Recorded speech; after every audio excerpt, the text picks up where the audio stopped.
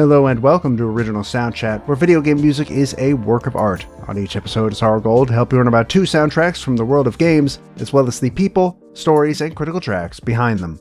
My name is DeVader. And I'm Peter Spezia. We're brought to you by Anonymous Dinosaur and Rhymes with Asia. It's time to appreciate great OSTs and the games that they come from without getting too bogged down in music theory. Joe, what are this week's games? Up first is 2009's Punch-Out!, the modern reboot of Nintendo's long-dormant boxing game, featuring just a little guy who wants to punch his way to the top. Following that is the start of the second trilogy in the dramatic courtroom visual novel series, where an upstart defense attorney must discover why a famous lawyer got disbarred. 2007's Apollo Justice Ace Attorney. Oh, we've had some cold weather times hit us at the start of the new year here. You've had some 30 below Fahrenheit wind chill temperatures. Upwards, yeah. I've got about 8 inches of the heaviest snow I think I've ever seen my way. So just fun times here in January. But with these two games this week, let's talk about some continuations of Nintendo exclusive series with unique control inputs. Previously Nintendo exclusive, Ace Attorney has since become the least exclusive it could possibly be. But at the time, contemporaneously, they were Nintendo exclusive. So good games to finally get around to talking about this week, and I'm looking forward to that. But Joe, how are you doing? What are you playing? Still ain't playing a lot of games, honestly. I did manage to get around to playing like 3 demos last night. The first being for a game called Home Safety Hotline, which is like an analog horror game where you are like a worker for a call center where people call in and are like, oh man, I'm hearing this noise. What could it be? And it's like, you have mice. And there's a horror angle in there somewhere, but the demo did not delve super deep into it. And its UI is just like old internet EXE, like real old. So I'll keep an eye on it, but it felt a little bit slow. I played a demo for a game called Last Time I Saw You, which feels very me. And I don't know how else to put that, but about a kid in Japan, and there's a typhoon and something magical's going on, and I don't know. Again, the demo did not delve super hard into it, but I'm intrigued. And then my favorite was for a game called Crow Country, which is a game where somebody said, you know how Final Fantasy VII looks? What if we then made Silent Hill in that visual style? Oh. And it's, other than the fact that aiming your gun is one of the worst things I've ever done in anything, and I really hope they put in some form of aim assist in the final product, because, oh my god. Other than that, the game is aesthetically great, sound design great. I love everything else about it, and I'm very, very interested in seeing where this game goes from here. So, 3 games for me to keep an eye on, I guess. For sure. In that similar survival horror vein, I beat Alan Wake 2. That was a good time. Had my fiance watch alongside me, and it's nice to have like a shared experience game like that. Though she was one where she was really interested in control and just couldn't watch it, like just too much motion sickness stuff going on, like the camera whipping around, and I think also the motion blur. Turning off the motion blur definitely helps with that. But even still, like some of the big action sequences in Alan Wake 2, like a little much. Like maybe don't head down for the gameplay, you focus on the phone, but then tune into the narrative, because the narrative is really interesting, especially for someone who got the Cliff Notes version from a video with Sam Lake about what you need to know about Alan Wake, and I feel like that was sufficient. Though based on your resolutions for this year, you're aiming to play the original Alan Wake. I think that'll do you a lot of favors, to be honest, just to help with the context. I mentioned last time how the gameplay really borrowed a lot from the Resident Evil 2 remake and how a lot of survival horror games would do justice to do that. So I feel like that was a good way to describe half the game with a neat little sort of side mini game of putting the mystery together in your mind. That was a neat little mechanic with the Mind Palace. But then when you get to play as Alan Wake and you're trapped in the dark place, a nightmare horror dimension where things operate by dream rules, things get a little bit more obscure and a little frustrating where you got to check on a walkthrough to make sure, am I doing this right at all? Like, what are the rules of the world? So all told, really fun. I guess there is a new true ending in the new game plus that came out. I'm like, I'm not playing that again. Just tell me what happens. And oh, okay, we're doing more of this setting up the Remedy cinematic universe, which is it's something. All right. So I really enjoyed my time with that. And the more I played, the more I was like, yeah, I feel really good about putting that where I did on my personal top 10 soundtracks of the year. I think I had that personally at number 3. And like I felt good about that the more I played, especially with the songs we ended up picking. Like you said, Alan Wake's on my resolutions list. One of 3 horror games on my resolutions list this year, which is interesting. I honestly expected more. There's a couple RPGs I want to get to. For people wondering, Alan Wake, obviously, as Peter mentioned, is one of them. I have Omori, which is, I guess, a horror game, I think. I don't actually know a lot about Omori. Me either. Signalis, which is supposed to be extremely good. And then from there, I got Valkyria Chronicles, which I have had in my Steam library for probably a decade now. The Legend of Heroes Trails of Cold Steel, because I've never played any game in that series, and I'm told that is a very good place to start. Clannad, which is a very, very famous visual novel. Hate Plus, which I mentioned in the analog. A hate story thing. I'm going to get myself finally into that. And then, maybe this year I'll be able to do it. I want to play the first Persona. Aha. Even though what I played of it last year was really bad. Those are some good resolutions. I still have yet to make mine. I'll let you know when I get around to that. All right. Put on your boxing gloves. And do you lace boxing gloves? I've never worn boxing gloves. You get some strap, lace, whatever the design is, sure. I don't think Little Macs have laces. I don't know. I've never looked at them. Anyways, we're going to talk about Punch-Out, which was originally released for the Wii in North America on May 18th, 2009. Europe would then get it on May 22nd, Japan on July 23rd, and then Australia would get it on August 27th. Why Australia had to wait until even after Japan, I'll never know, but they had to wait. It was developed by Next Level Games and published by Nintendo. So, it is a reboot of Nintendo's series of boxing games, which started with the arcade release of the game that has the same name. There are 3 different games called Punch-Out! And 2 different games called Super Punch-Out! So, strap in for that. The arcade game would release in 1984. Famously, it has 2 screens. And the reason it has 2 screens is because Nintendo had too many screens and they needed to figure out a way to use them all. Aha. So that's a little piece of trivia for you there.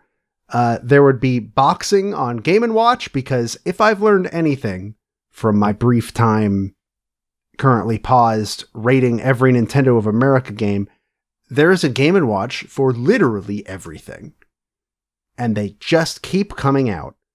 Super Punch-Out would release in arcades in 1985. Arm Wrestling would come out in arcades in 1985, which I guess is part of the Punch-Out series. I don't know. And then we would get the ones that most people have actually heard of. Punch-Out for the NES came out in 1987. Famously, at first, it was a collaboration with Mike Tyson, and then that licensing deal ran out, and then it stopped being a collaboration with Mike Tyson. Then there was another game called Super Punch-Out that released on the SNES in 1994, and then the series went cold for 15 years. And now the Wii one came out. Of course, now that Wii one is over a decade old and we haven't gotten a new one since, so I guess it's dead again. Isn't that sad? Like, we're coming up on 15 years since that one. So, oops. But, yeah. A majority of the Punch-Out games play pretty much exactly the same way. You play as a boxer named Little Mac. In most of them, not all of them, there are a couple where you do not play as Little Mac. I believe in the arcade version, you explicitly do not play as Little Mac. But in most of them, and in the one we're talking about today, you are in fact playing as good old Little Mac. And you're up against another boxer. Camera's placed directly behind you. Mac has the ability to punch with his right and left fists. He can dodge to the side. He can duck. He can block. And this can all be controlled in one of three ways on the Wii version. You can play it with the Wii Remote and Nunchuck, where you punch with the Wii Remote and Nunchuck, which sounds awful. Or you can do the Wii Remote and Nunchuck, but also stand on a Wii balance board, so that controls which way you dodge or duck. Okay. Which sounds even worse. Or you can play on a sideways Wiimote, which is the way the game was designed to be played because it's supposed to mirror the NES controller. Personally, that last one is the one you want to play with. It feels good, it works well, and honestly, you could tell the game was designed with that control scheme in mind. Nobody should ever play a game that requires this much precision in movement with motion controls, ever. Yeah, it sounds like a rough time. The more I've thought about Punch-Out leading up to this, I thought something crazy, so I'm going to say something crazy. Was Punch-Out the original Souls-like? No. With the way that you can attack, dodge, block, counter, read your opponents, and punish? No, but I can see how games like Punch-Out might have indirectly contributed to the kind of mindset that would go on to inspire Demon Souls and stuff like that. But Demon Souls specifically was built around Miyazaki saying, I want to make a Western RPG and our RPGs in Japan are too easy, so I'm going to make this one not. And it just sort of worked out that way. But I can definitely see some logic to that. And I get that. I get Miyazaki saying that. I just think with the combat in Punch-Out, it sounds a lot like how I've always thought about approaching Souls-like combat. And so I wonder if there are parallels there, or to make outlandish statements like it was the original Souls-like. Matt can also use things called star punches, which are really powerful punches that consume a star when used. The way you get a star is by hitting the opponent at certain specific points during the fight. For a lot of them, it's when they're taunting. If you land a punch on them, you get a star.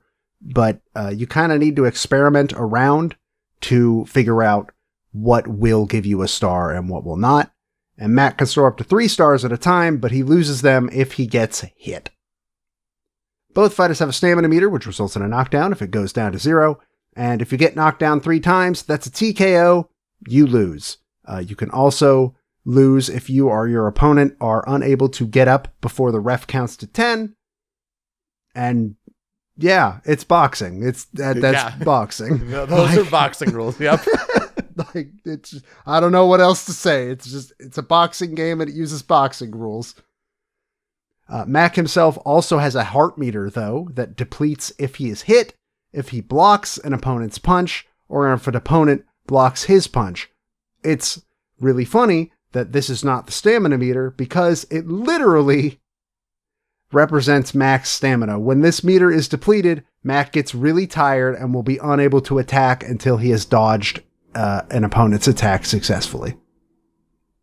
And basically the whole thing of Punch-Out is, as Little Mac, you got to fight your way to the top of the World Video Boxing Association, from the minor circuit to the major circuit and to the world circuit, from Glass Joe all the way up to Mr. Sandman.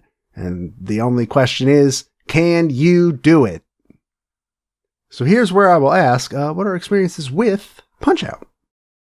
This reboot does look really good, and I've always been tempted to play it, just never got around to it.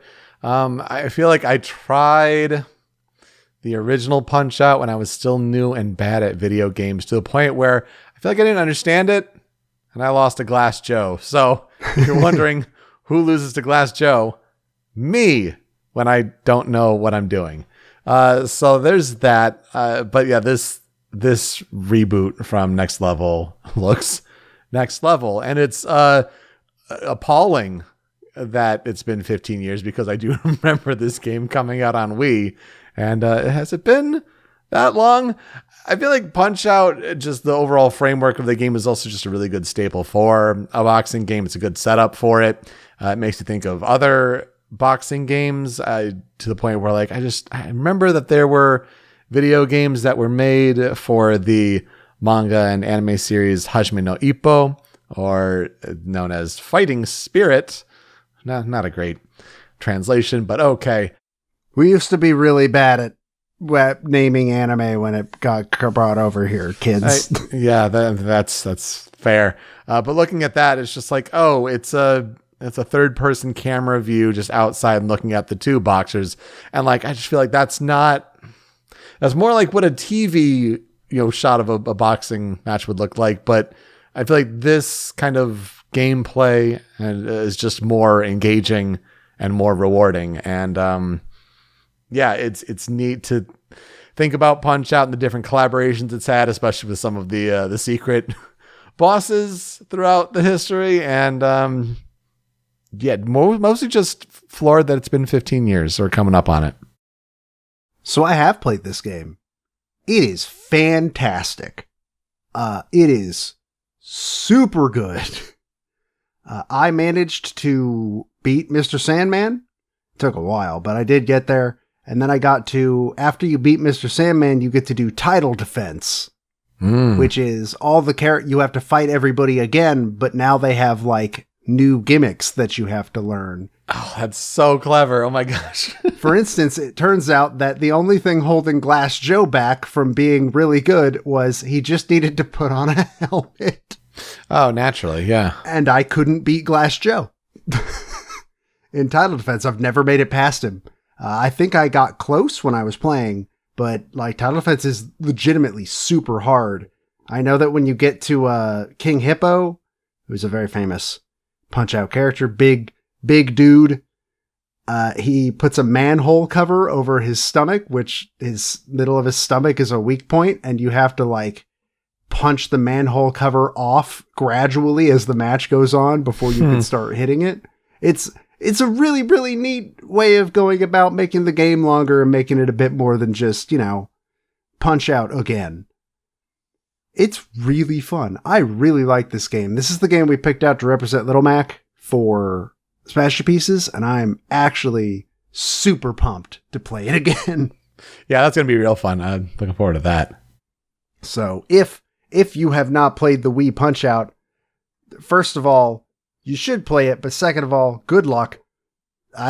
Because, oops, the easiest way to play it was removed last year. If you're looking for a legal avenue to play Punch-Out for the Wii, unless you go find a physical Wii copy, the only other place it ever got re-released was on the Wii U eShop, which is now closed. Wink, wink, nudge, nudge, if you're looking for, you know what to do. But I definitely 100% recommend it. I think it is one of the better games on the Wii. Don't play it with motion controls. Just save yourself that. Don't do it. It ain't worth it. I didn't try it. I don't need to try it to know it ain't worth it. So, the development of Punch-Out. Not a huge amount of information on it. I mean, it's a Nintendo game. Kind of to be expected, though, because Next Level Games, at least at this point, was not owned by Nintendo. That is a recent change. There is more than you would expect from a first-party Nintendo game.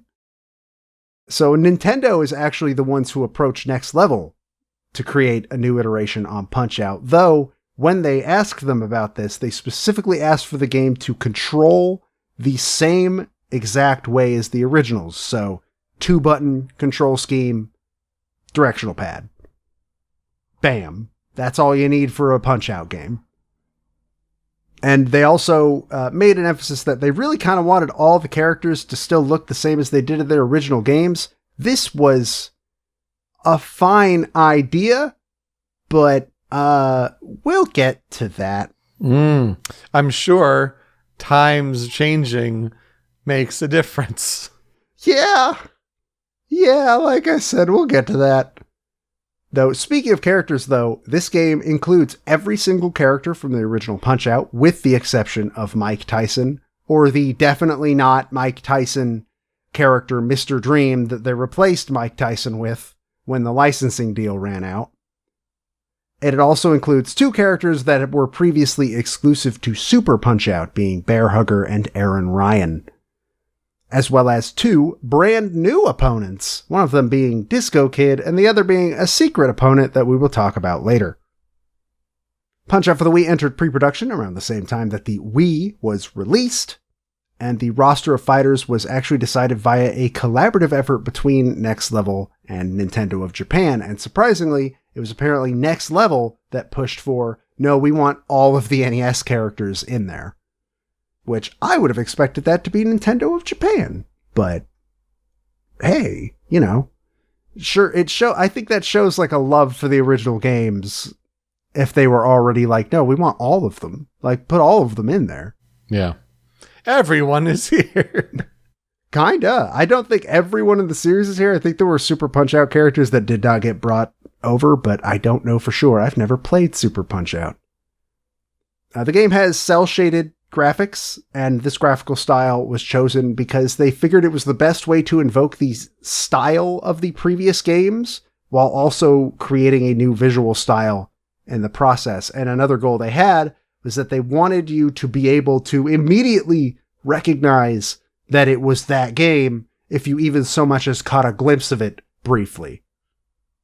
And one of the new opponents for Little Mac to fight, the hardest fight in the game, the secret fighter.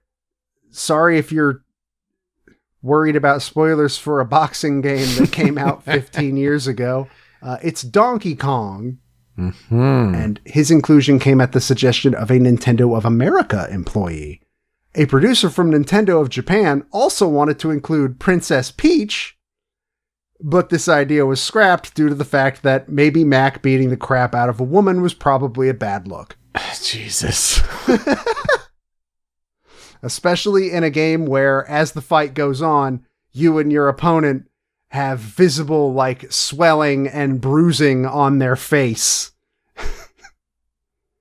The game is also overall a little bit easier than its predecessors. I can attest that it is a lot easier than the original Punch-Out at the very least, but it is still very challenging. I want to make sure I emphasize that. This game still gets really hard eventually. And this was Next Level's way of making it easier to just pick up and play the game. And the title defense mode then came in as a way to both lengthen the game, but also make sure there was further challenge for players to get to. So if you got past Mr. Sandman thinking, that was too easy. Hey, title defense is way harder. And it was also their way of ensuring the game was more than just a nostalgia title.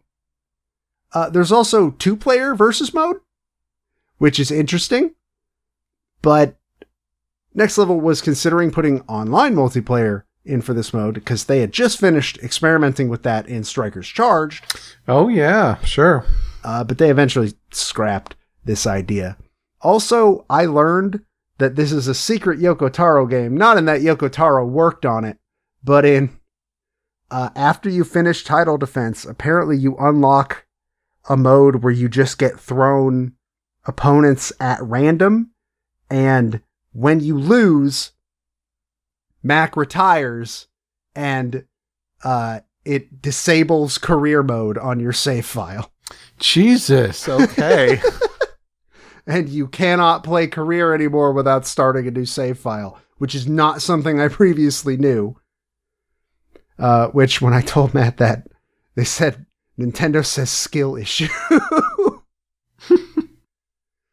Other possible additions that Next Level had considered that ended up being scrapped. Character customization, RPG elements, mini games, and they had initially thought about making it so that you could freely move around in a 3D boxing ring. And they scrapped that specifically because, that maybe isn't keeping the spirit of Punch-Out. It's keeping the fighting spirit, but not Punch-Out. Yeah, so I think they made a very good choice on that. I think the game is much better for, especially when there hasn't been a Punch-Out game in 15 years. Maybe keep it as close to the original as you can in that case. Dude, can we get a 4K remake of this game on Switch too? This game needs to come out on something else because, again, it's so good and so many people did not play it. But it did review extremely well. Metacritic is at 86. One Neil Ronahan of Nintendo World Report gave it a 10 out of 10. Hey. Huge praise was given to the game's visual style, as well as the game's ability to have classic gameplay that still didn't just feel like a rehash of the original Punch-Outs. It still feels like its own game. However, there was some criticism given to the characters. Remember, these characters kept their looks and personalities from the original Punch-Out, which came out in the 80s, and heavily lean into stereotypes. Yep, they gotta be from different parts of the world, so what do? And basically none of them have aged super great. In terms of awards, the only one mentioned, at least on Wikipedia, was that it was nominated at AIAS for Fighting Game of the Year, which I guess? I don't know what else I'd call it. I mean, I don't know if I'd call it a fighting game, but if you asked me for real what genre I would assign to Punch-Out, I don't know. It is one of the 60 Wii games that managed to break 1 million sales, which is cool. It clocked in at 1.27 million copies sold worldwide. And again, if you want to legally play it today, tough luck. Another fun piece of trivia that I did not put in this outline because I had forgotten about it until we started recording. And this is just alleged. We don't actually know if this was for real a thing that caused as big a problem as people say it does. Piston Hondo, the Japanese boxer in the game, is reading manga in his little corner section because between rounds, it shows both Mac and his opponent in their corners, and the characters will Doc Lewis will say something to Mac, or the opponent will say something, all of them speaking in the language they would be speaking, by the way. So Glass Joe speaks entirely in French, Piston Hondo speaks entirely in Japanese. It's really neat, actually. I think that part is really well done. But he's reading a manga, and when people took the camera and let it look at things the camera's not supposed to look at, they found that allegedly the pages on Honda's manga were straight up just Sailor Moon. Oh. And allegedly this caused extreme legal troubles, lost some people their jobs, and got Nintendo fined a lot of money. And some people speculate that might be the reason why we haven't gotten another Punch-Out in 15 years. But I feel like, personally, if that had actually gone down the way people say it did, Nintendo wouldn't still be working with Next Level Games. Well, yeah, that's a good point. And they are, not only did Next Level make Luigi's Mansion 3 a couple years ago, Nintendo has recently bought them. They now own Next Level. So I genuinely don't think that story holds much water, but that is the speculation, apparently. Anyways, last week I said we were going to talk about Mike Peacock.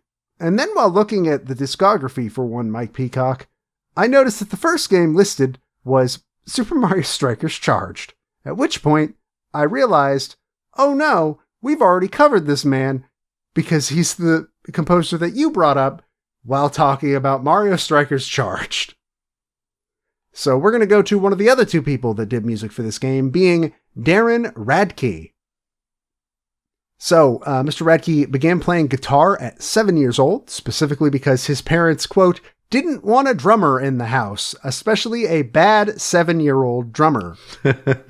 Fair. That's why my mother gives all of the toddlers in the family drum kits, including my niece, and I'm sure my nephew will get one too.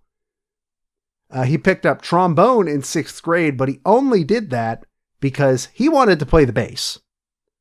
But his school's band class required it to be a woodwind or a brass instrument, so he picked the trombone because the trombone reads off of bass clef. And he figured, this will at least teach me how to read bass clef, and then in high school, I will switch to the bass and already know how to read the music. Which, pretty clever, honestly. Yeah, it makes a lot of sense. In his future, he studied voice at Concordia College, which, from what I can tell, seems to be a college located in Minnesota. That's the only one I could find that was called Concordia College. I did find other schools called Concordia other stuff and not college, including ones in Canada, which would make a lot more sense because he's based in Vancouver. But I guess Minnesota's not that far. I don't know. And then he would go on to study bass at Grant McEwen College in Edmonton. He moved to Vancouver in 1993, graduated with a Bachelor's of Music and Jazz Studies from Capilano University, and that's when he began working as a freelance musician. Now, I got this information from two sources, one of them being the website of the band Melech Thrum, which I assume was brought up during the Strikers Charged episode because it's a band that was founded by Chad York and Mike Peacock.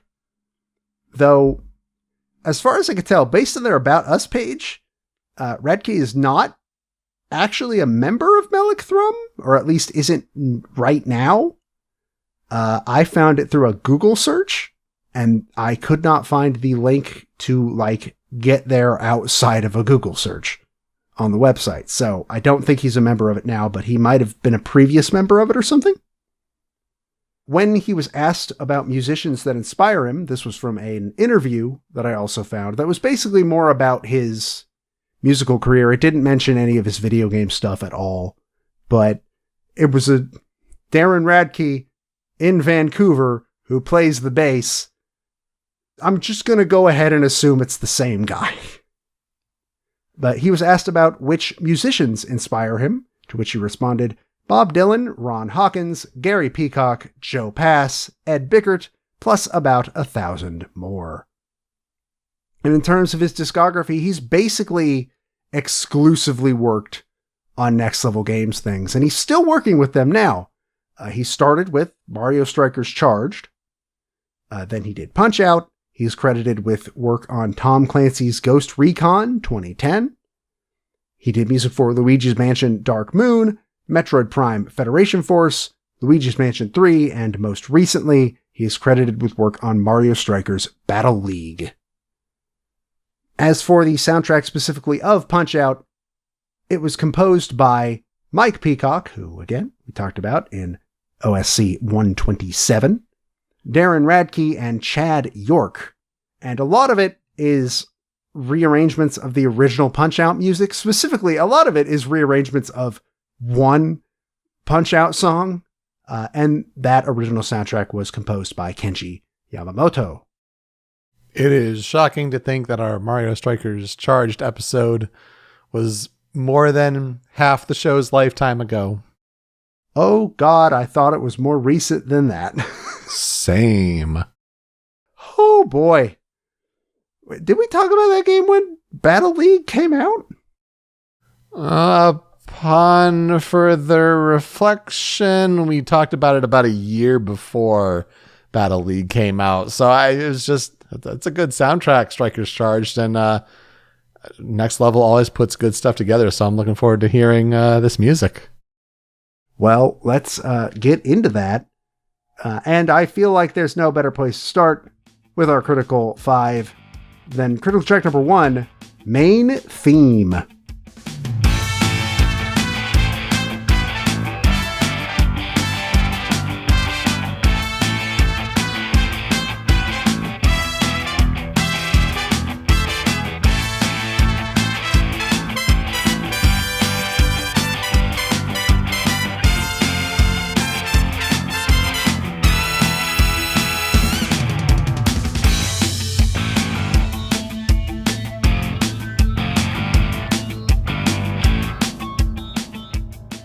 So we're going to hear a lot of rearrangements of this song today. All of them, I think, have merit for what they are. So I'm not against it being a lot of versions of this song. But I will say that this is the best version of the song in the game.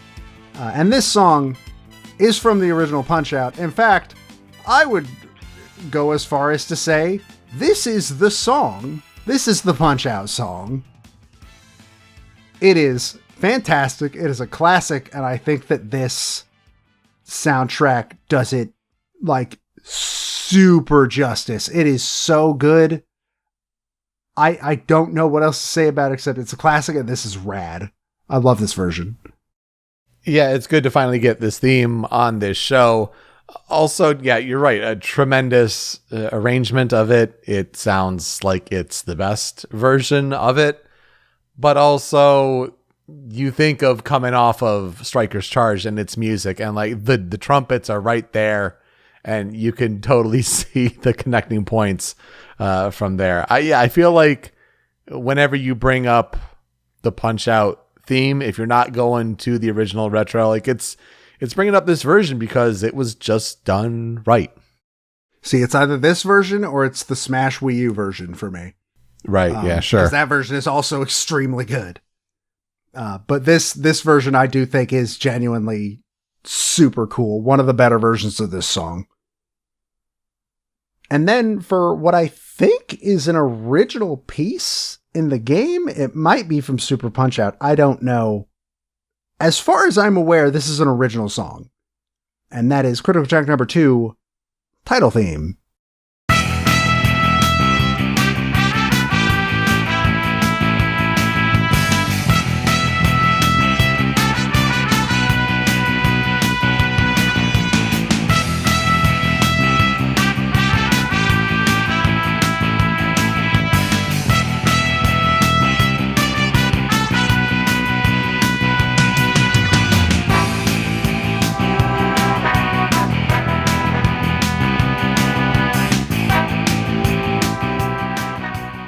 Like I said, I believe this is an original song. I sure as hell haven't heard it anywhere else, at least personally.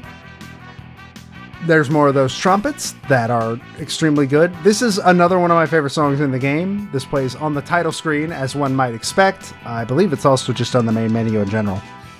And it's just really good. It still really fits the like tone that this game is going for. Like, you look at any of the graphics in this game or like the logo or any of the aesthetic, and it's really colorful. It's like very loud. And I think this game and its soundtrack and this song in particular does a really, really good job of complementing that. Oh, I've heard this before, and I feel like, yeah, it does go super well with, you're right, this version of the game, this iteration, this art style, this color scheme, and it again just goes to show that like, oh, this is next level's music style with the Wii. Also, big shout outs. I'm sure Darren Radtke is proud of that bass line being as prominent as it is and sounding so good.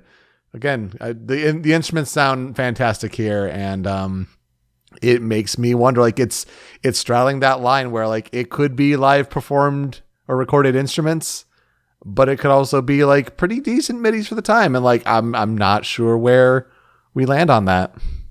I feel like it would be okay to assume live instruments, being as like, it seems like a lot of the people that do music for Next Level are members of Mike Peacock and Chad York's band. Mm-hmm. So they have access to a lot of people that know how to play a lot of instruments. So I feel like for the most part, I could see this 100% being live instruments for sure. Me too. I get that sense as well, but everything is just super tight, and that's either like kudos to the musicians themselves or with the computer mechanization of it. Now, our next three are all going to be rearrangements of the main theme, the first track we listened to. But, so, I don't think I noticed this when I played it, but it makes a lot of sense. Everybody has their own version of it. Every opponent. And it's done in the style of, like, where they come from or what kind of character they are. And it's just tradition at this point. We're going to start with critical track number 3. This is Glass Joe Match.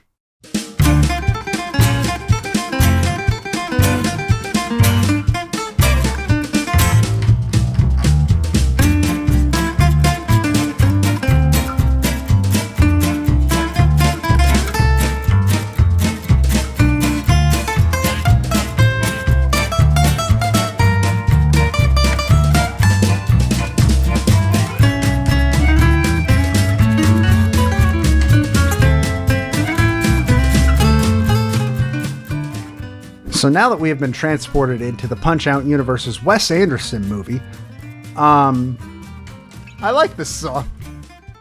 It doesn't like lean as heavily into the French instruments as you would think. Like there's accordion in there, but it really just kind of lives in one sound channel and it's never really the focus. The rest of it is just this guitar. And this guitar is really good. It's really fun. I think this is a great version of this song. And I think also a very good place to start when you're pointing out like, yeah, they're arrangements of the main theme, but they all get their own flair and personality to them, which we'll hear more of those in a bit. But I think this is the best way to introduce that.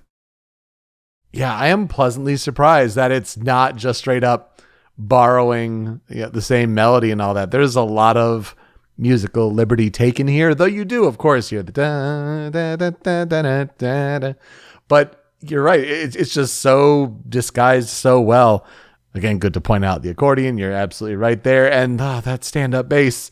Oh, yeah. Oh, it's jazzy, it's swingy, and just enough of Vive la France to get that feeling there. This makes me excited to hear the rest of it because, yeah, you talk about, it's just all renditions of the theme. Like, all right, how are they going to do it? But this is unique enough that, again, I'll point back to Striker's Charge, like, enough varieties of character themes to make it feel unique, and that's, I feel like, a good calling card for them.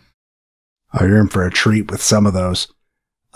So if we're gonna start with Glass Joe, we might as well go all the way to the other end of the spectrum. Critical track number 4 is Mr. Sandman Match.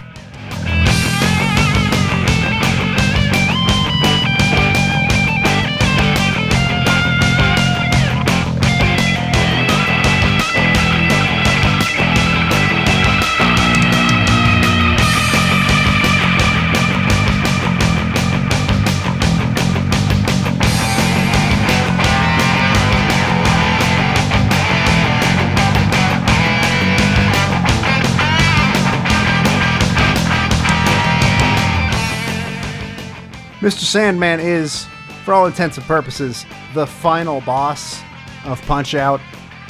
He is the champion that you have to topple in order to become the champion of the world circuit. Big, huge dude.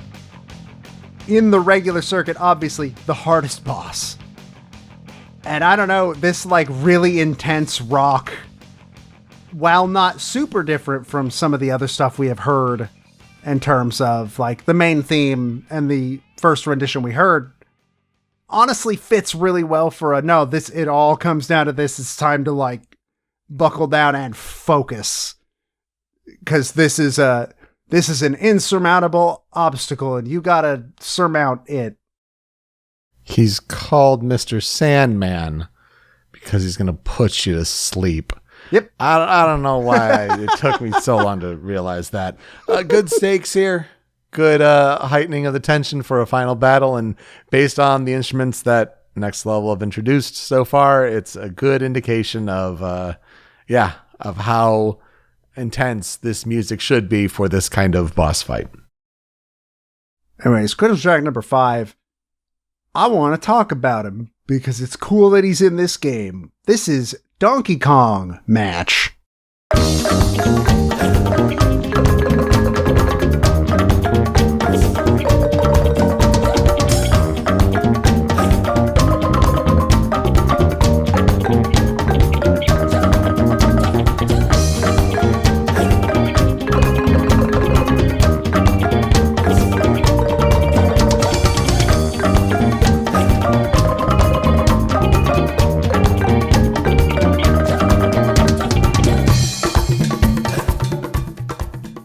Obviously taking a lot more inspiration from Donkey Kong Country Returns than from like previous Donkey Kong games, because this game would post-date Returns by at least a year, maybe 2. I don't remember. But they really did like nail the personality of, oh, this gorilla is in the ring now. And he's wearing a tie, and I guess you have to box him. Which, hey Mac, I don't think you get paid enough for this. But this nails the personality of Donkey Kong. I really like this song. I wouldn't say that it's as good as some of the stuff you'll find in Returns, or especially not Tropical Freeze. But I think, in the context of a Punch-Out game, pretty good Donkey Kong music. Yeah, it hits the right texture and flavor, but at the same time, it's just goofy enough to recognize the levity of the situation. It's a pretty daunting challenge and a silly one at that. But you're right, this definitely leans into the instruments that have been established with Donkey Kong so far and would be continued in his Wii iteration. So I have 2 tracks on the cutting room floor. One is here because I think it's a genuinely cool take on the main theme, and the other because I think it is amazing, and you'll hear why, but we're going to get to the really good one first. This is Don Flamenco Match.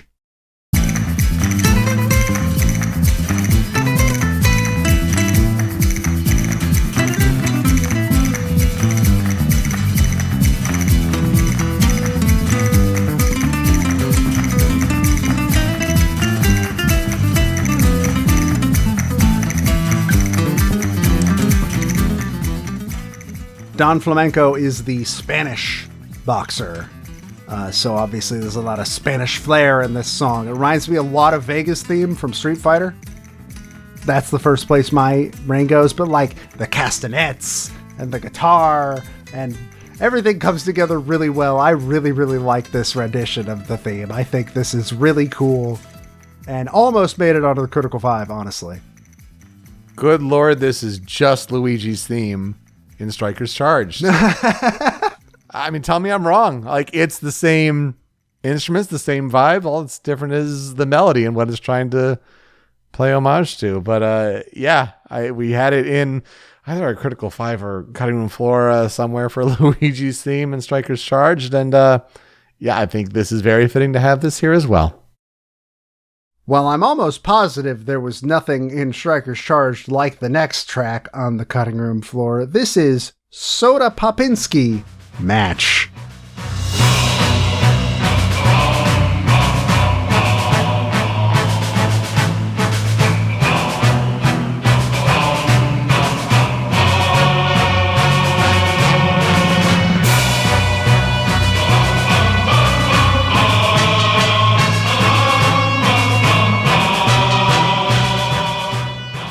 This song is amazing.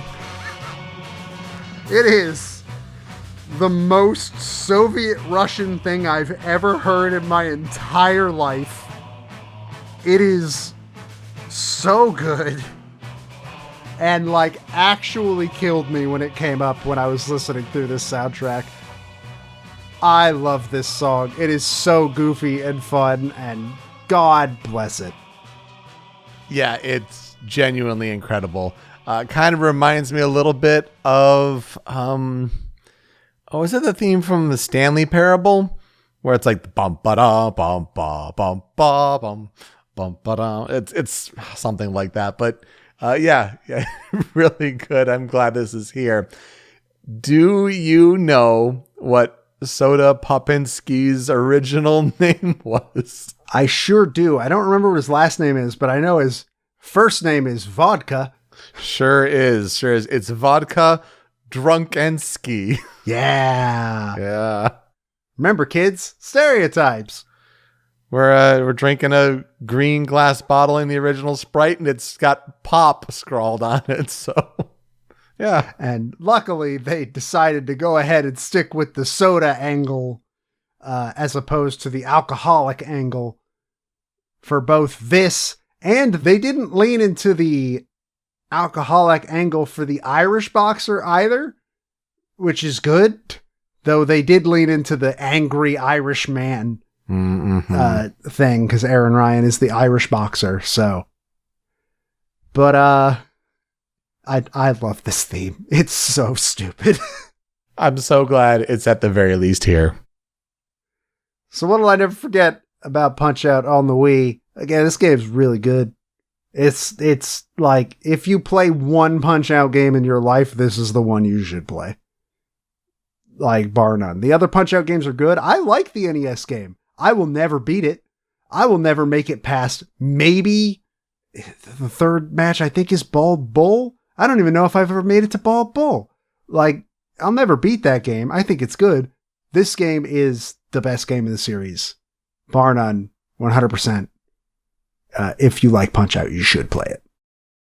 Let's put it this way. It is making me want to search out how to play it. Wink, wink, nudge, nudge.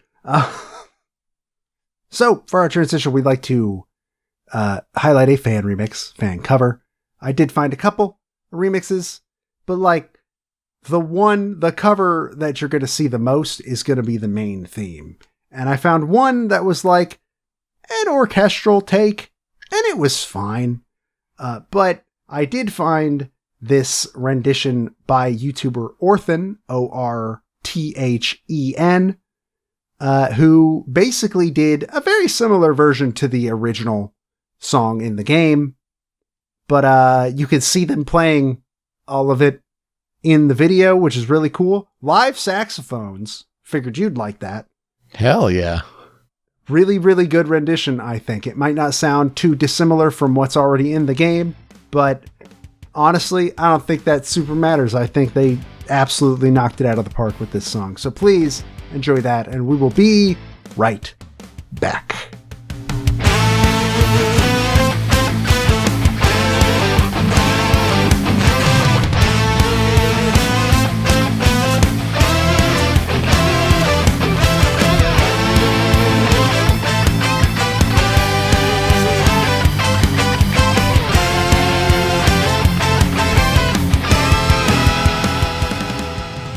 Once more, we dive into the courtroom because it's time to talk about an Ace Attorney game. This time it's Apollo Justice, Ace Attorney. Plenty of Ace Attorney episodes in the history of this show. We covered the original Phoenix Wright Ace Attorney in episode 11. Then it was Spirit of Justice in episode 35. Professor Layton versus Phoenix Wright Ace Attorney in episode 103. Ace Attorney Investigations Miles Edgeworth in episode 138. Then we had Ace Attorney Trials and Tribulations in episode 168. And then the Great Ace Attorney Chronicles in episode 220. So plenty to choose from. I think what's left in the series is still Justice for All and Dual Destinies and Gyakuten Kenji 2. Because it's now time to talk about Apollo Justice Ace Attorney, or also known as Gyakuten Saiban 4, Turnabout Trial 4, released in Japan on April 12th, 2007 for Nintendo DS. North America got the game as Apollo Justice Ace Attorney. on February 19th, 2008. Europe got the game on May 9th, 2008, and Australia a couple weeks later on May 22nd. The game came to iOS and Android in an HD form in December 2016, and 3DS got that game is kind of a little bit of a remaster in November 2017. But the game is coming to modern platforms. PlayStation 4, Xbox One, Switch, PC. They're not doing the whole next-gen thing. They're doing a catch-all of doing the previous gen. It makes sense. It'll still play on all the modern platforms. January 25th, 2024. Apollo Justice Ace Attorney Trilogy, which will include Gyakuten Saibon 4, 5, 6, or Apollo Justice, Dual Destinies, Spirit of Justice. Those are essentially a trilogy that, if you think about it, are really about Apollo Justice. The original Apollo Justice Ace Attorney is developed and published by Capcom, and like many of the Ace Attorney games, it is an adventure game presented as a visual novel, with chapters broken up into investigation and trial sections. Now, we've covered plenty of times on Ace Attorney where it's just, you talk to people, you collect evidence that you will then present in the courtroom and find contradicting statements to either press or present evidence as an objection. It's pretty standard fare at this point, but for the franchise finally being on Nintendo DS with a brand new full installment, there are some new things here. First of all, you get to use the DS screen to navigate 3D models of evidence, or there's even sometimes 3D constructions of crime scenes. You can even use scientific tools during investigation. You tap the touchscreen to sprinkle some dust on a fingerprint and then blow on the microphone on the DS to blow it away? You sure can. Does it make it tougher to emulate? It sure does. But that's just that whole thing. Anyway, the big whole gimmick in this game and the character element for Apollo Justice is that he is able to use a perceive ability. He wears bracelets that he feels tighten when people opposite him in the witness stand are nervous. And so he's able to slow down time with his perceive ability and look for slight motions or actions that are shown by nervous witnesses in trial when they're giving testimony. And it's like basically looking for a poker tell. You can look for these things and say, you're nervous. I wonder why you're nervous. Point that out with the perception. That's really the big new thing in this game. Anyway, the story of Apollo Justice Ace Attorney. It's been 7 years after the events of Trials and Tribulations, and Phoenix Wright is a disbarred lawyer who is forced to turn to professional gambling to support his adopted daughter, Trucy Wright, who is a young magician. Apollo Justice, an upstart defense attorney, is called by Phoenix to represent him against charges of murdering one of his customers in a rigged game of poker. And this conveniently works out because Christoph Gavin, who's Apollo's mentor, is an old friend of Phoenix's. Following a successful defense, Apollo is invited to start his own practice out of Trucy's talent agency, with Trucy as his investigative assistant. Apollo even finds himself going up against the prosecutor and actual rock star, Clavier Gavin, who's Christoph's brother. Big questions. Why did Phoenix Wright become disbarred? How are Apollo's initial cases tied to that? And what is the Mason system, which Phoenix is looking to enact upon the legal world? Joe, here's where I'll ask you, what are our experiences with Apollo Justice Ace Attorney? It has been a very, very long time since I played this game. I played this game on an original DS. That's how long ago it was. So, yeah, I don't remember a ton about it. I remember that I think Perceive sucks. I do remember that. just some of it is just later on. Some of it is just like, okay, come on. But other than that, though, I like Clavier Gavin just fine. Christoph Gavin for where they go is interesting, I guess. Hobo Phoenix is fun. I like that. Yeah. How he is apparently just like a homeless guy, but not homeless. It's weird. And also, I would mostly die for Tracy Wright, though I am still personally a little bit annoyed that the plot point about Trucy at the end of the game then proceeds to never be brought up ever again. Yes. Or go anywhere. Yes. That is unfortunately disappointing. You are right about that. Yeah, so this game I played right off the heels of going through the Ace Attorney series for the first time, and it was probably shortly after it was released, but I didn't play it on the DS. Played it through a DS emulator, and that had its own issues, but I really enjoyed it, and to the point where I then got a cart of it and then played it again several years later. Thinking back on it, it has been several years since playing that, so it's been a long time since experienced it. But the characters, the music, a lot of it really sticks with me, and I wouldn't say it's my favorite Ace Attorney game, but it's still a good one.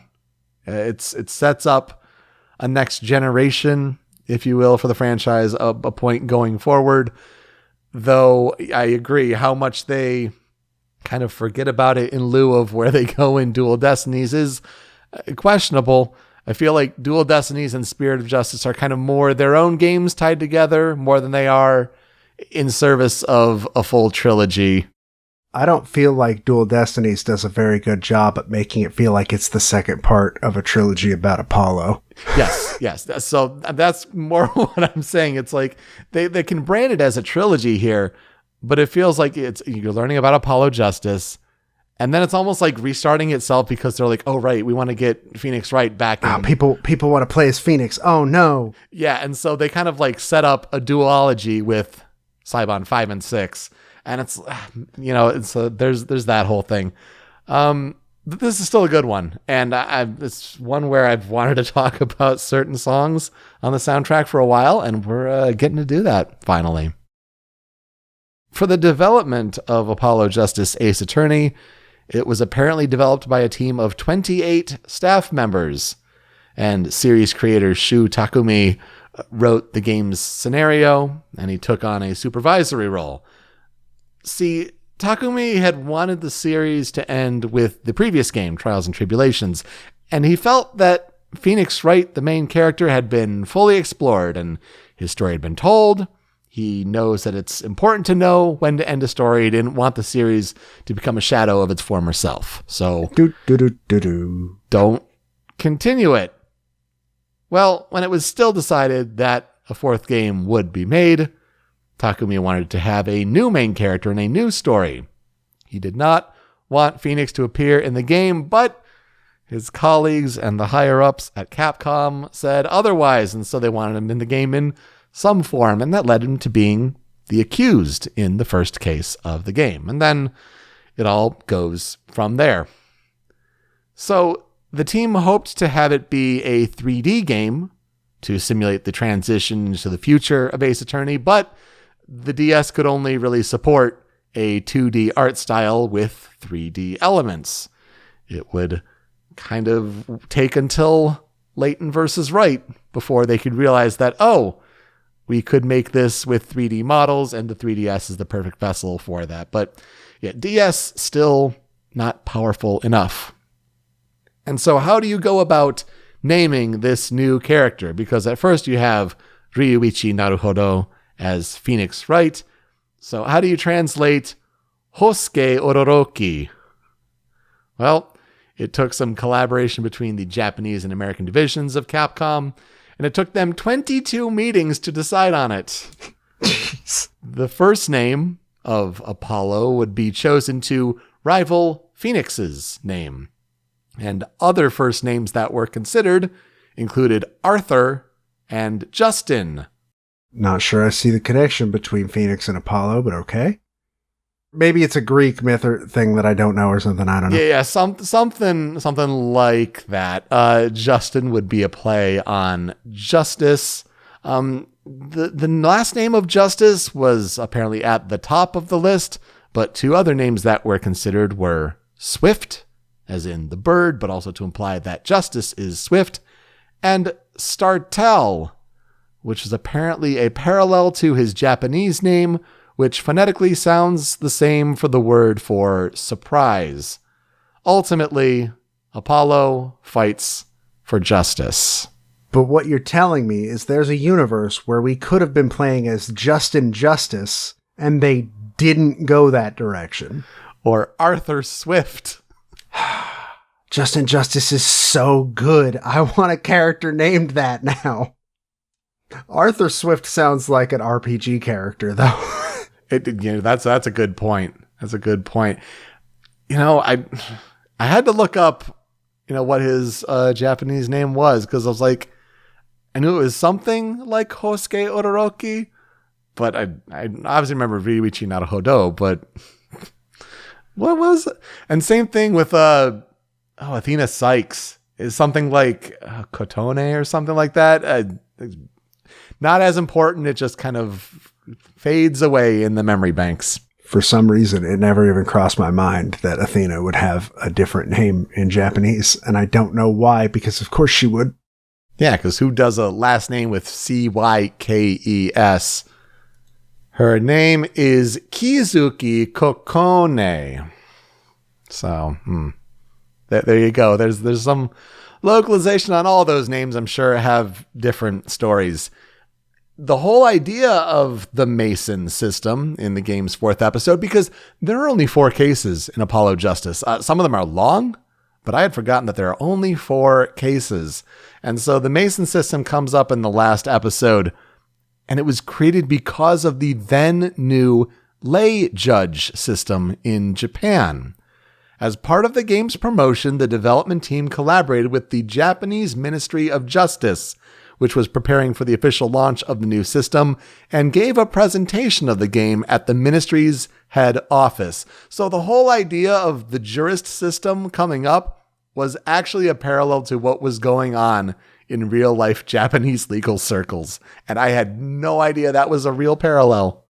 Which fits, because the first one was also that. Not to that degree where they were working with, law offices and stuff, but, the very first Ace Attorney is supposed to be pointing at the fact that in Japan, at least at the time, prosecutors were highly paid and only cared about win count, cough, cough, Miles Edgeworth, Von Karma, etc. And defense attorneys were paid peanuts, and most of the time, I don't remember the exact number. I believe it was brought up in Judgment, I think, the Yakuza game. No, that sounds right, yeah. Of most Japanese court cases end with a conviction. The defense loses a large amount of them.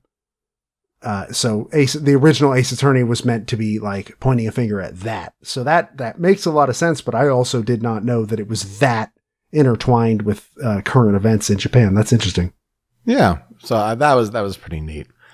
The game was announced in 2005, and it was originally planned to be released in 2006 in Japan. They pushed it back a little bit, announced an English version at the, I think it was 2007 Tokyo Game Show. So it kind of came along right in the DS kind of sweet spot there. And the game reviewed fairly well, with a Metacritic average of 78 for the DS version. It's held up pretty well over time. Sometimes you see games get scored worse when you have ports of it and things like that. But the iOS version got a 78. The 3DS version got a 77. Just kind of right there in line. We'll see how the trilogy gets reviewed overall soon. The story, the gameplay, and the use of the DS's touch features were praised. But critics said that it doesn't really fix Ace Attorney's quirks of how you stumble upon the solutions and things that the franchise is known for. And it also apparently deviated far too much for some, including how Phoenix is handled and how it brings in the jurist system at the end of the game. So that is interesting to note.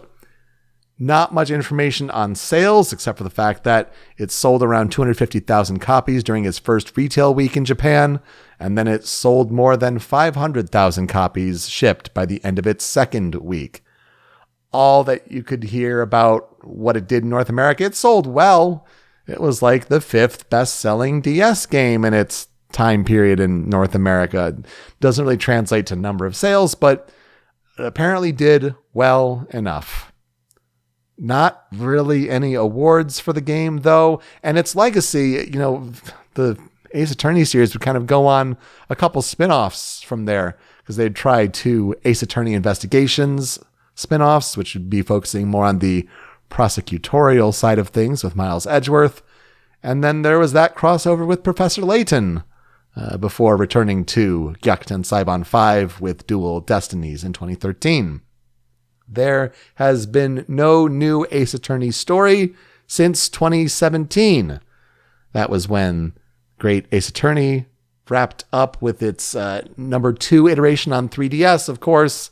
You'd get the trilogy re-releases and then Chronicles being ported to the West. But as far as a new Gyakuten story being penned, nothing since 2017, though we're still holding out hope for Gyakuten Saiban 7. There were Capcom hacked, leaked, whatever you want to call it, documents several years ago that kind of pointed to one being in development, but it's been a few years since then. So fingers crossed for a new Ace Attorney game. The composer for Apollo Justice, let's highlight Toshihiko Horiyama.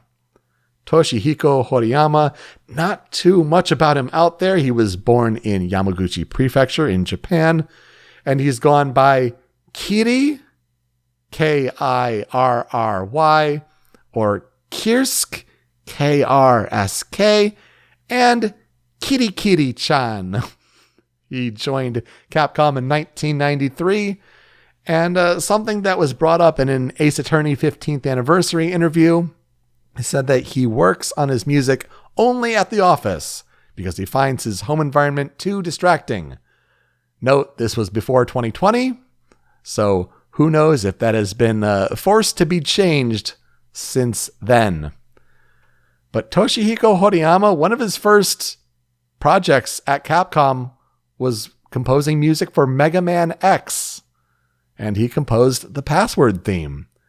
He also worked on Demon's Crest, Mega Man 7, Mega Man X4, The Misadventures of Tronbon, Onimusha 2, Mega Man Battle Network 4, Apollo Justice Ace Attorney, and Phoenix Wright Ace Attorney Spirit of Justice.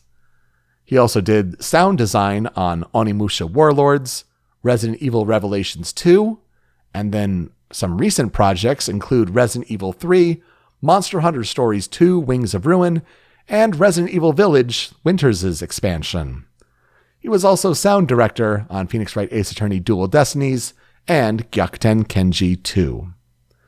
So he still seems to be at least working on games for Capcom. And the music for Apollo Justice Ace Attorney was composed by Toshihiko Horiyama, Hideki Okugawa, who we covered on the show on episode 236 for his work on Street Fighter Third Strike. Also, Shu Takumi composed a theme. We'll get to it. Interesting to have the creator, the writer, kind of throw his hat into the music ring. And then also some music by Akemi Kimura. There was a write-up, as I mentioned, of the 15th anniversary of Ace Attorney and looking back on different things like the music. And so it pulled some interesting quotes by Horiyama, where he said, quote, "The special sound of the Gyakuten series can be traced back to the fact that even in this day, it builds on the music style from games of the past. I think it is a continuation of the game music from the 80s. I think you can feel that in the way that each song has its own presence, a clearly defined melody. The feeling of each of these tracks is actually very pronounced, different from music that's just there to accompany a game." And that makes sense, especially when the music is really driving the Ace Attorney experience. You kind of have to have prominent melodies there. It's not all about ambient themes or anything like that. Noting the jump of hardware architecture, Horiyama said, quote, Gyakuten Saiban 4 marked the jump from Game Boy Advance to the Nintendo DS. So that meant a hardware upgrade. We could produce more tones simultaneously, so the songs there became relatively richer, but in essence, the technology was still the same as with the Famicom, with an internal synthesizer. So the fundamental feeling of the soundtrack of Gyakuten Saiban 4 is quite close to that of the original 3 games. Of course, and he goes on and talks about how with Dual Destinies and the move to the 3DS, they could do streaming and kind of put richer instruments together in a actual music file. But when you still have the sound card, the sound chip on the DS, it's kind of harkening back to how things still are and the limitations there. He also notes that how he would have done things differently looking back. He wished that he recognized the lineage of the music in the previous games and paid homage to that more and brought that forward more. Horiyama said that he was a bit defiant towards Takumi during when they worked together, that he wanted to make something more that was his own. He says in hindsight, he wished that he would have, kind of paid more homage to some of the themes from the original trilogy. And yet, this game got a soundtrack release that released on June 27th, 2007. Well, let's get to the music for Apollo Justice Ace Attorney. Pretty tricky to pull together a Critical 5 here, but I think we did a pretty good job. And let's start with the first piece, Critical Track number 1. This is Cross-Examination, Allegro.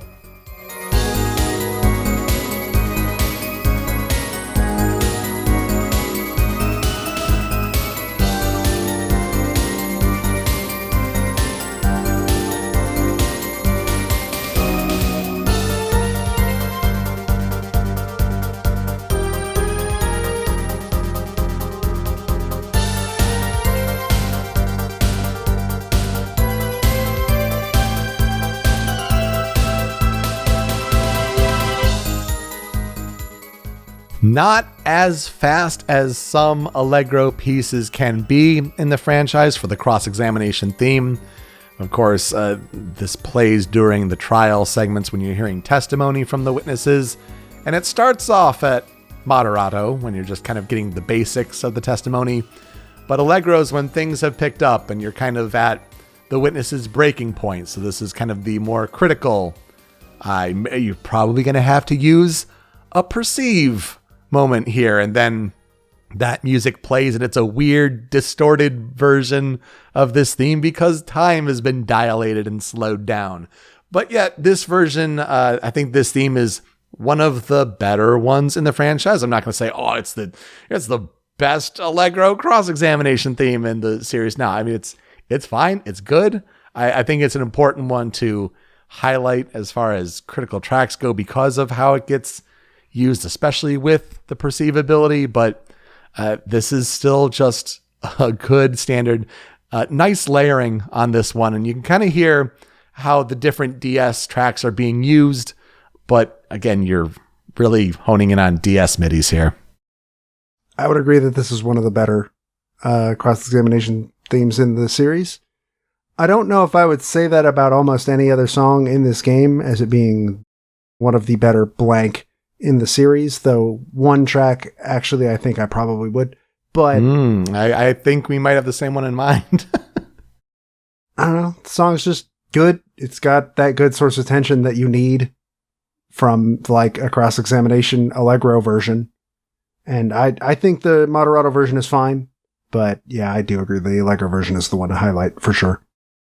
Yeah, I mean, it picks it up, but I wouldn't call it necessarily Allegro per se. It's by comparison, it's faster, but the speed is not there. But yeah, the tension does a good job on this piece. Critical track number 2 is an important character theme that, yeah, you gotta have it because she's a good part of this game. And you're right, it's a shame how storylines kind of got abandoned. She gets completely sidelined from here. This track is called Child of Magic.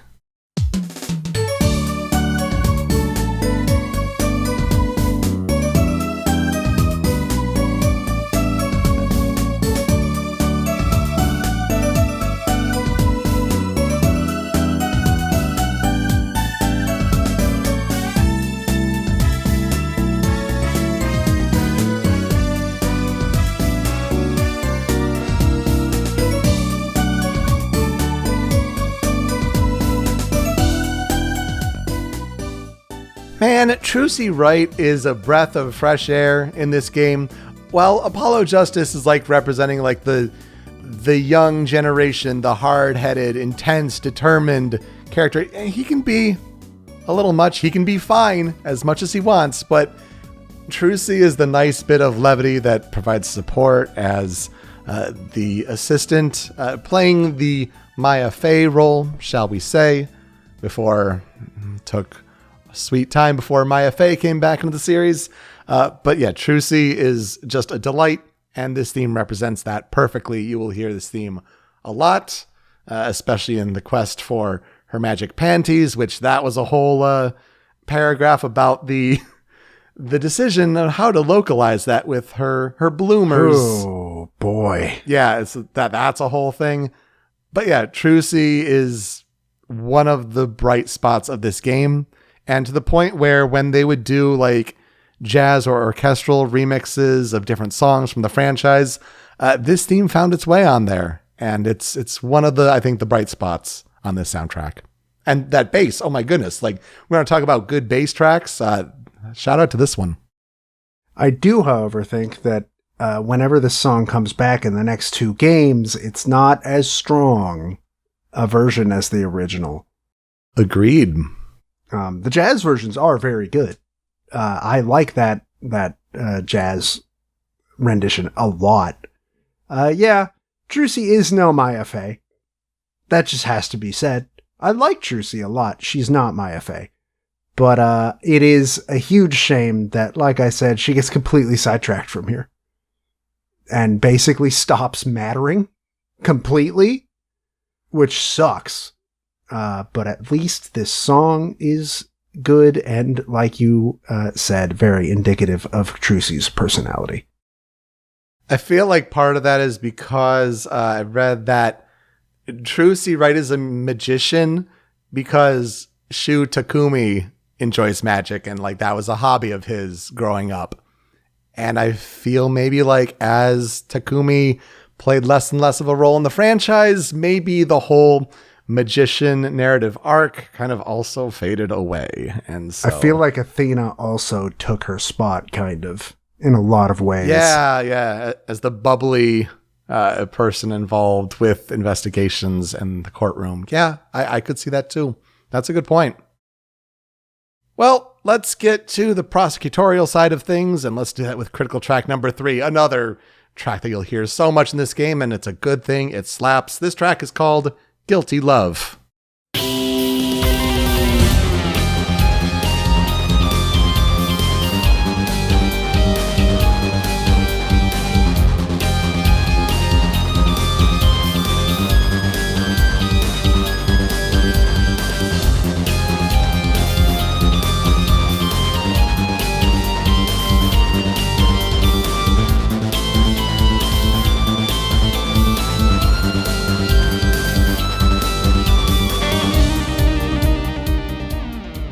Clavier Gavin is genuinely the nicest prosecutor in the entire franchise.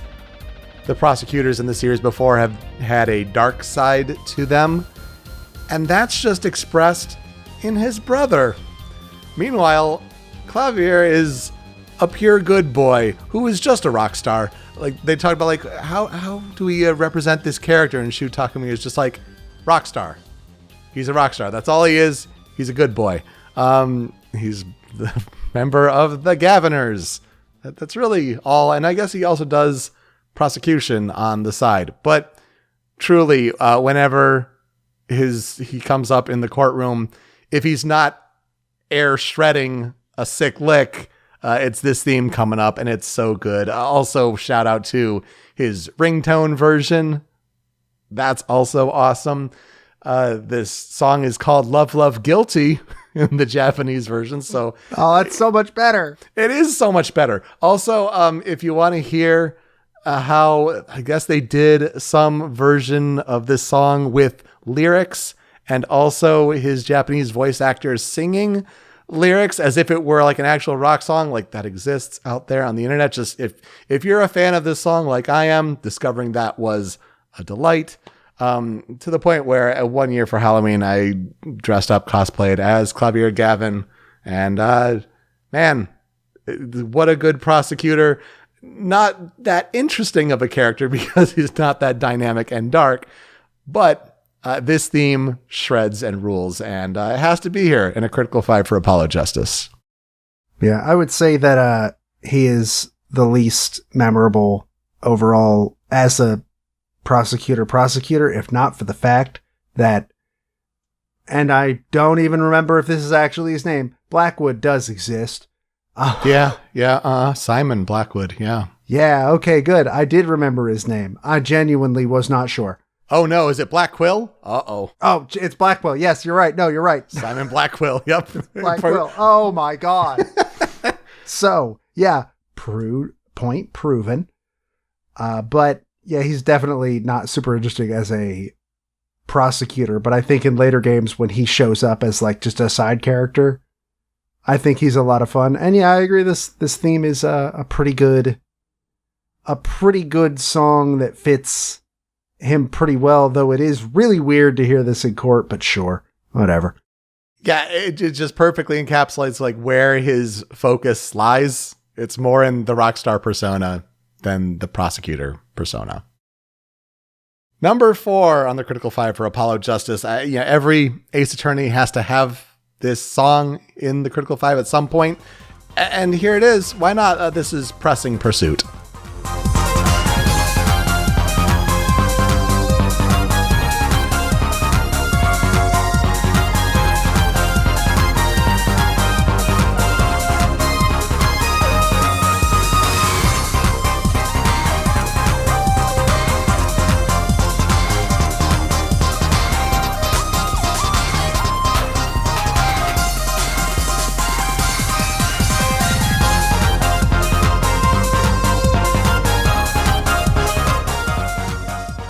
You know what? Other Pursuit themes may have been better. I feel like there's still no touching like the original. Also, Trials and Tribulations is up there. So like those are, top tier for when you have, trapped the witness in a big contradiction and the walls are coming down for them. And this is your moment of awesome, if you will, as a defense attorney. But this one's just fun. It's got that little bounce to it, and it just gets you hyped. So it's still a good one for sure. I saw an edit recently where someone put this theme in Apollo's big crowning moment in Gyakuten Saiban 6, so Spirit of Justice. And that was hype. Granted, a little interesting to hear, DS instruments in a 3DS game, but it was still good edit. I appreciate that. It's got to be here for a Pursuit theme for an Ace Attorney Critical 5. And it's a good one. I get a big smile on my face listening to it, but it's not top tier or anything like that. This was the track I was talking about. Really? I think it is. Yes, I think this is one of the better Pursuit themes of the series. I will agree that Trials and Tribulations, the original, and now I think I like the Leighton one better. And then also the Great Ace Attorney corner theme is untouchable. Yeah, it's definitely grown on us, I think, for sure.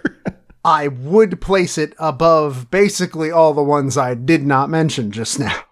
I think it just has a really good sense of movement to it. I really like it. Yeah, a good bounce for sure. And then trying to figure out how to round up the critical 5, I feel like we got to give some love to the plot line that was forgotten. Here to wrap up the Apollo Justice Critical 5, this is Troop Grammari.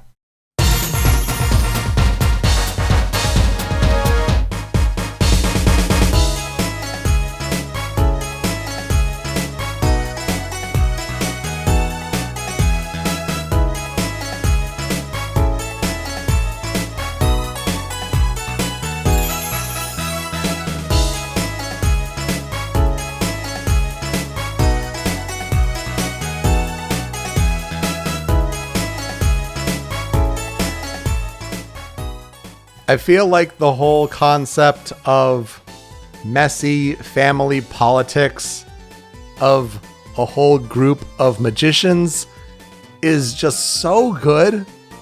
And the fact that they leave it on the little dangling cliffhanger of family relations at the end, and you do nothing with that. That is unfortunate. And whenever the Troop Grammar theme pops up, you're going to have good times with the character that you're interacting with in particular, but also I feel like you're just diving deeper into that messy web. And it's one of the better character themes of the game, I would say. Yeah, I like it just fine. I don't know. Every time I think about Troop Grammar, my eyes glaze over because I remember that it goes nowhere. Ever. The most closure this plot point gets is from a GGDG comic, or back then they were Hi, I'm Daisy. That's it. Yeah. And I'm still mad. I agree. But it was good in the moment, especially when this music contributes to it. Just, again, good bounce, good energy, and the whole idea of like the cane staff like spinning and then snapping into place like with this theme is real good.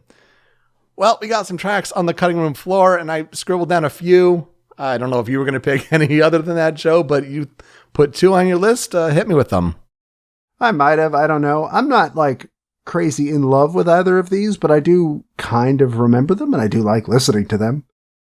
In one that I think is relatively not bottom tier, but it is kind of low tier in comparison to a lot of the other versions in the series. My first track on the cutting room floor is Suspense.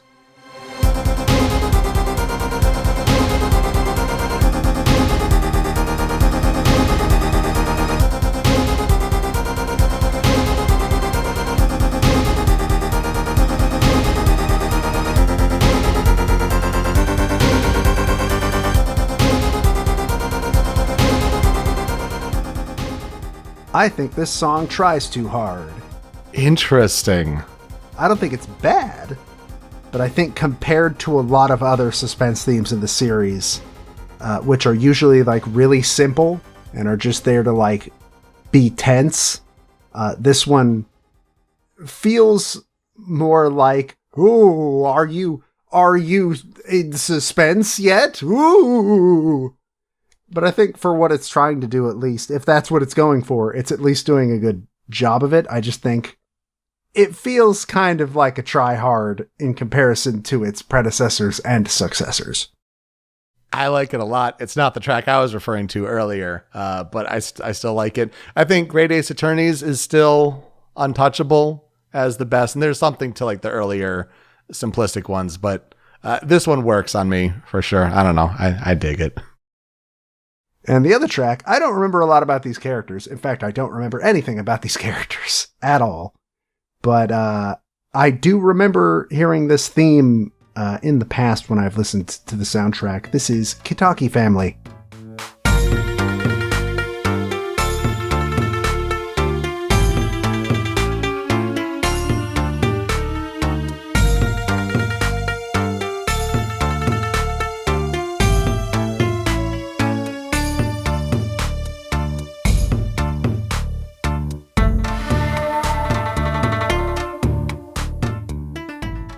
I don't know. I just think the traditional like Japanese instrumentation is neat whenever it shows up in basically any of these.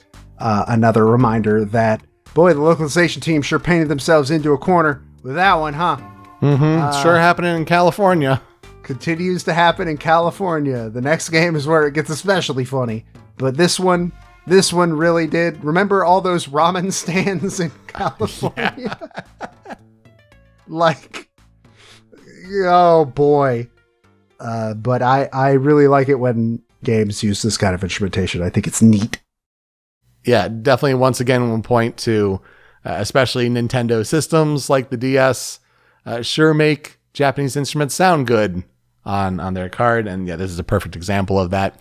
I always remember this one because I did a mashup back in the day with Black Eyed Peas' Shut Up.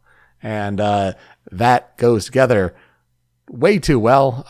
So just good memories and good times with this one. Yeah, the case is a little messy and it's not the best, but weirdly, this theme is the best part of that chapter. So, hey, for me, one of the tracks that stands out as among its better iterations in the series also takes place during the trial, and this is Tell the Truth.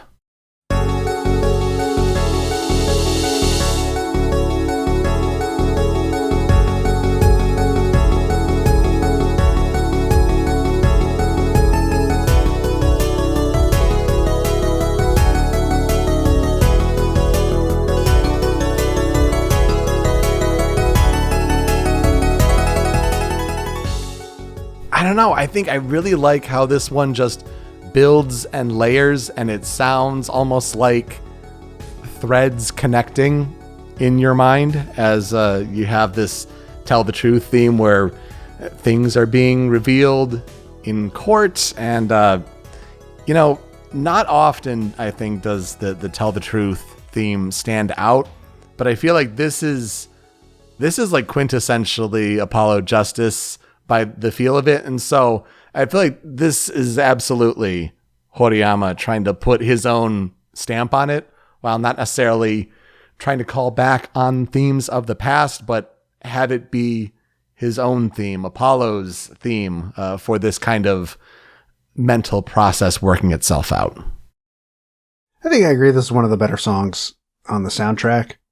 And does kind of feel a little bit like it looks into the universe where Phoenix was not in this game. The more I think about it, the more maybe that would have been the better call. Yeah. But I won't get too into that right now. I do like this song a lot. I think it is good. I would not say it is among the best in the series, but I would say it's pretty good. The other track is more just here because it plays such a big role in the game. And, you can tell certain things about it. Let's just give it a listen here. This one on the cutting room floor is called The Guitar's Serenade.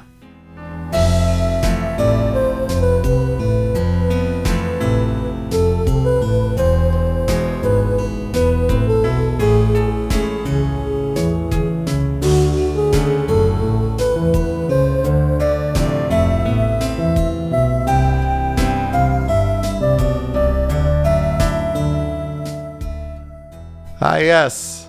Such a beautiful voice of La Mirar, of ooh, ooh. But that's what the DS could do. Also, I don't get the sense that they're like, oh, it's this beautiful song, and they hype it up, but I was never too taken by the melody. And then when I learned that it was composed by Shu Takumi, who is more of a writer and not necessarily a musician, I'm like, oh, that kind of makes a little more sense then. Of course, it comes with lyrics and things like that. It's one of the big points of the game where it goes with this whole video sequence, although this is the pure version and not the altered version, shall we say, at the one point in the case. But yeah, you couldn't get away from this song while playing the game, and so I think Cutting Room Floor is a good place for it, and also interesting to learn who composed it. I don't like this song. That's basically, I was going a roundabout way of saying, I'll say it outright. I don't like this song. Even when there's a version on one of the orchestrated albums where they put in the actual vocals, and it still sounds bad. So the fact that it was written by the writer and not a musician, I love you, Shu Takumi, but music is not your forte. I don't like this song. What will I never forget about Apollo Justice Ace Attorney? I think it set some good foundations for Ace Attorney in the future and what it could do. Some of the things like with the 3D evidence manipulation, things like that. That's great. It is a shame, as we've mentioned, that some of these plot threads have just been dropped in order to just, we'll start almost anew with Dual Destinies, and Phoenix is back, and here's a new lawyer with Athena, and Apollo's here too. Don't worry about him as much. And then we'll give Apollo his due a little bit in the 6th game, I guess. But this is at least a good starting point. And like, how do you continue Ace Attorney with or without Phoenix? I think now that I look back at it, with the context of Apollo basically being like shunted in the corner in 5, part of me now wonders how much of the ending of Spirit of Justice is them saying, how can we get Apollo out of this series now?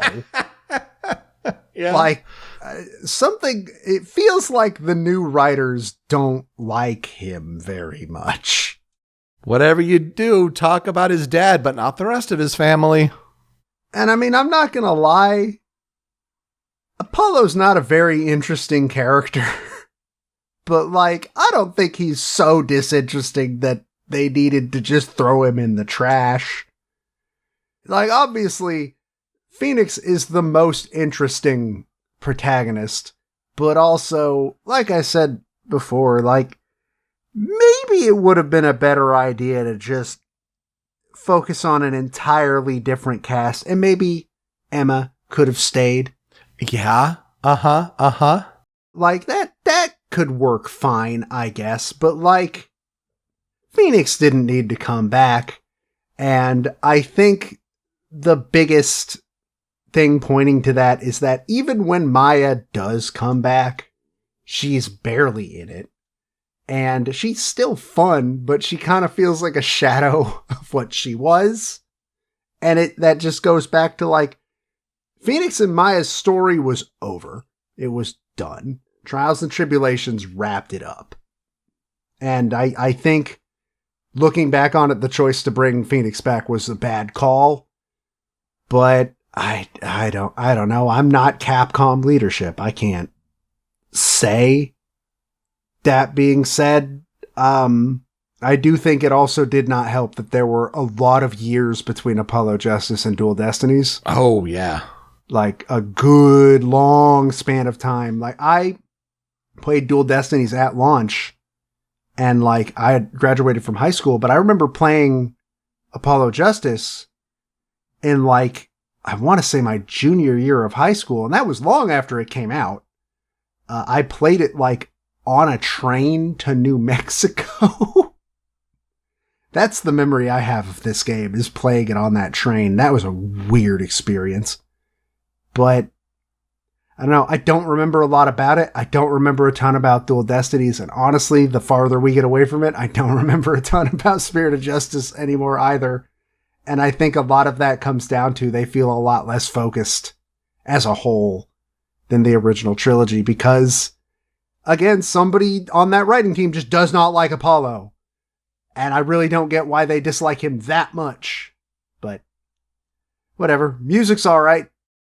Yeah, good to finally bring up the music. And it's going to be interesting to see how this trilogy gets looked back on as the remastered version comes out for modern platforms, and kind of see it with a fresh lens, a fresh take.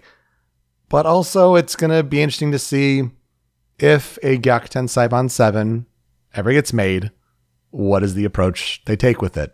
And maybe that's why it's taking a long time, because they're trying to figure that out. I imagine they're still going to have Phoenix in it, and it might focus. Maybe the next one is the Athena Sykes trilogy, which I like Athena just fine. I don't think she's going to carry her own trilogy very well, if that does end up being what they go for, but who knows? I think you're right about that. I don't think it's an accident that the best Ace Attorney game in years is the one that doesn't have Phoenix Wright in it. And it's just all new characters in a different time period, but okay. Also, the one that Shu Takumi got involved with again. Yeah, I don't think that's an accident either. Well, good games to talk about this week for sure, with these basically bringing back a then Nintendo exclusive franchise, continuing the series with unique controls. We'd be talking about Punch-Out on Wii and Apollo Justice Ace Attorney on DS. And that will do it for us this week on Original Soundchat. You can find me on Twitter at PeteSpeakeasy. Joe is over at StringPixel.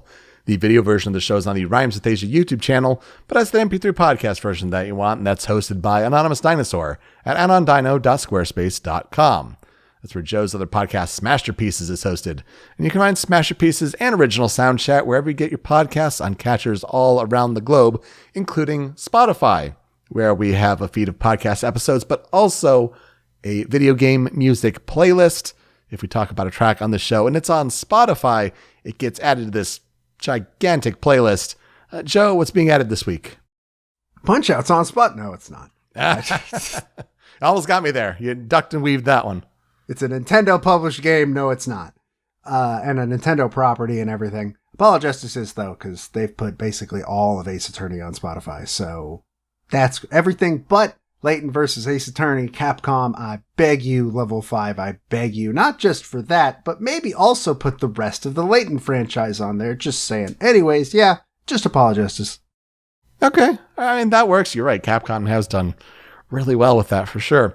When you're done listening, you can find the show on social media at Soundchat OST. Give us some feedback. How are you liking these episodes? What did we miss on our list? And also give us some suggestions for games to cover in the future. All right, Joe, who are we talking about next week? We're talking about Yoshihiko Nishio. I will be talking about a fighting game franchise that is fitting for that release week, but I don't know which installment to cover yet, so TBD. We're all going to find out together. We'll pick something for that. Well, actually, I'll find out before you guys because I can see the schedule and the outline. But in a way, we'll all find out together. All right, to play us out, let's highlight a fan cover, a fan remix, YouTube, OC remix, wherever it's at. Mr. Farrell on YouTube did a cover of Guilty Love. And of course, it's a metal cover. Let's bring some actual instruments in here. Hear that actually sounds. I was really tempted to put in that Japanese actual, voice actors singing. It's real tempting for Love, Love, Guilty. But, this one works better as a fan remix. So please enjoy. Thank you so much for listening this week on Original Soundchat. We'll see you next time. Take care.